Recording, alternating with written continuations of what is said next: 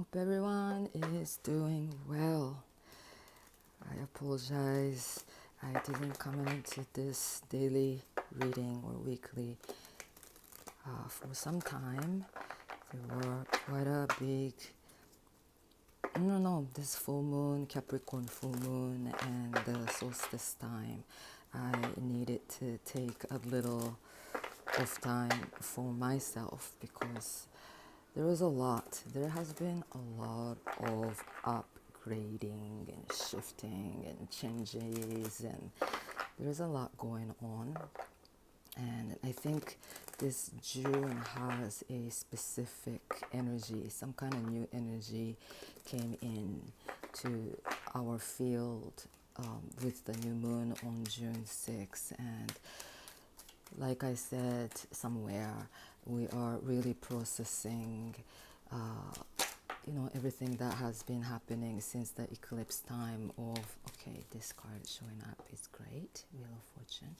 But, right, the lunar eclipse of March 25th and solar eclipse of April 8th, and Mercury was retrograde then, and right, the May, Jupiter, at the end of May, Jupiter went into Gemini, and since then, Gemini season has brought up a lot of changes, and culmination point of the solstice happened, and solstice always brings some big energetic shifts. And now we are bringing some kind of a new foundation and new ground, right? We are building a new ground. And this week, since the eclipse time, and since after that full moon, the energy lasted over the whole weekend. Full moon happened on Friday night, and moon was still in Capricorn till Sunday night.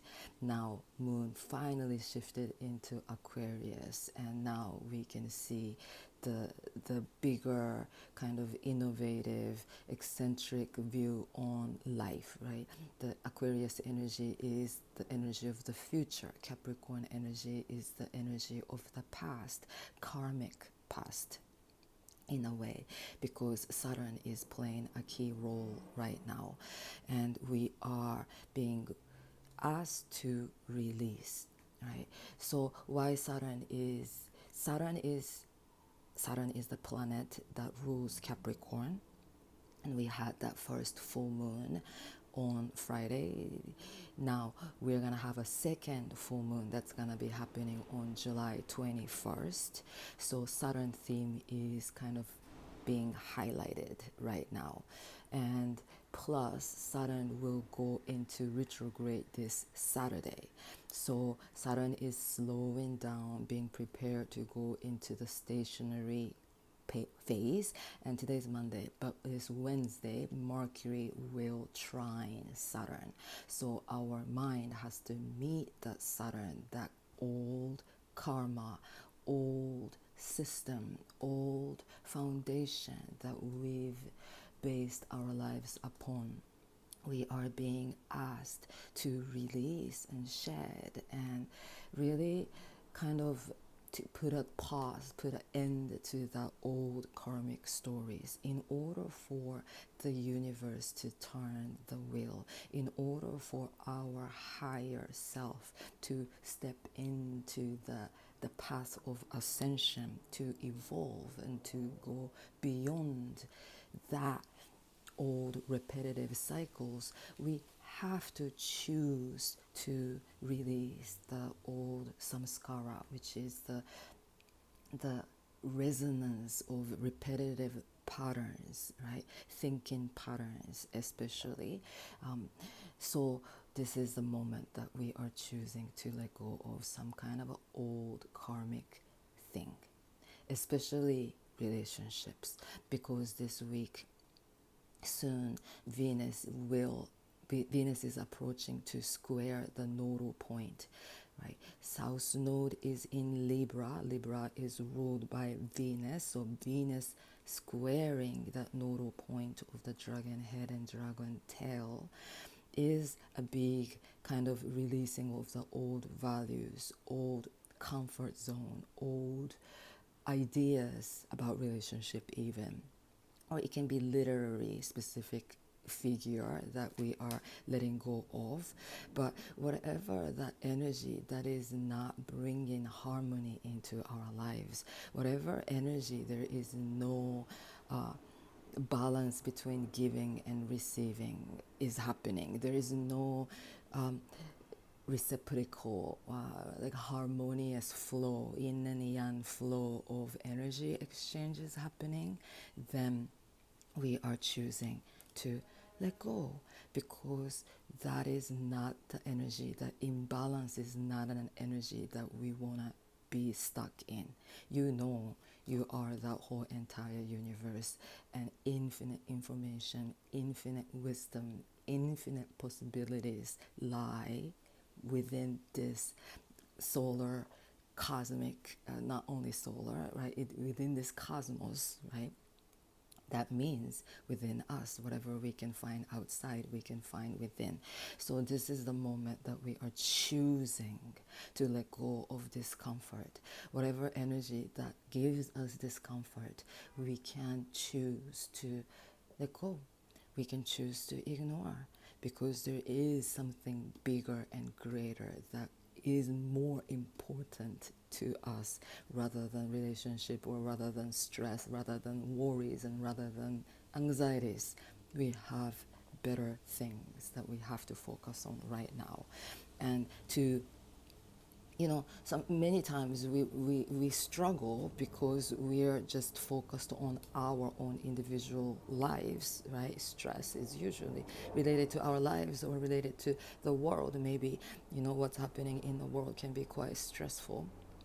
But this is the moment that we are choosing to stay grounded within the earthly realm, right? We had that Capricorn full moon that's very earthy, and this is the Cancer time. It is very earthy, right? It's the ocean, it's the element of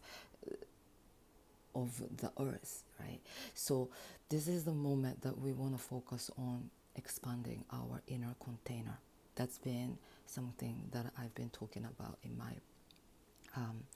my work, and something that I'm choosing to do. But when our inner cup is small, it's like a cup, the glass, if you spill one ink of black, that whole glass, the whole water within the glass turns into dark black. Now, if we expand our container into a tub, we don't really, the black ink dissolves, right? If we can expand our inner container to the size of an ocean, we don't get affected by that black ink, right? Or even if we can expand our container to the size of the cosmos, there is nothing that can take our power away, right? Nothing can influence us. We are impeccable. This Wheel of Fortune showing up is like that, right? Know who we are. Know the size of our own inner container. That's the container that we each hold. But there's Seven of Swords too. But when we are stuck in our mental realm, our mind contains us in a small box. And small glass can be that we're struggling within that glass, and we're trying to sneak out of that situation.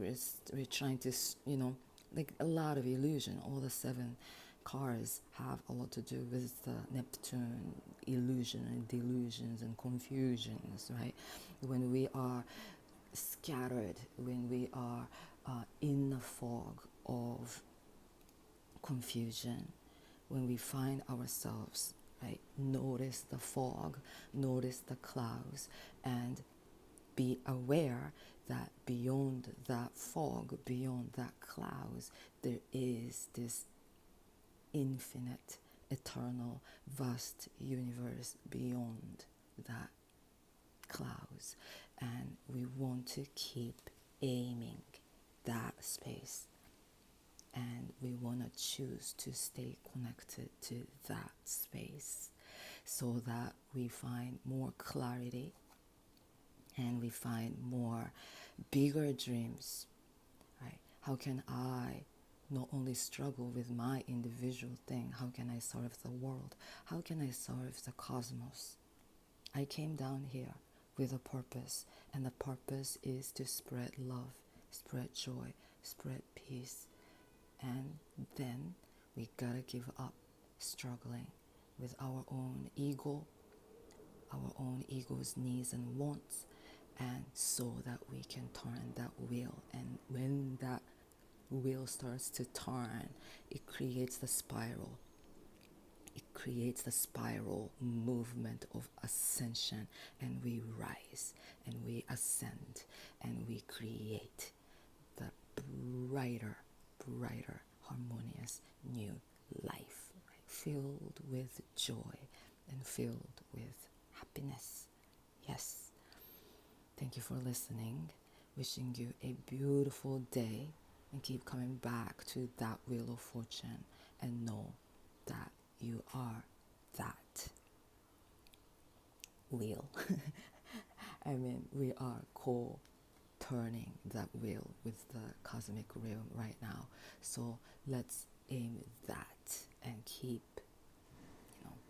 expanding our awareness and keep remembering who we are. Yes, thank you.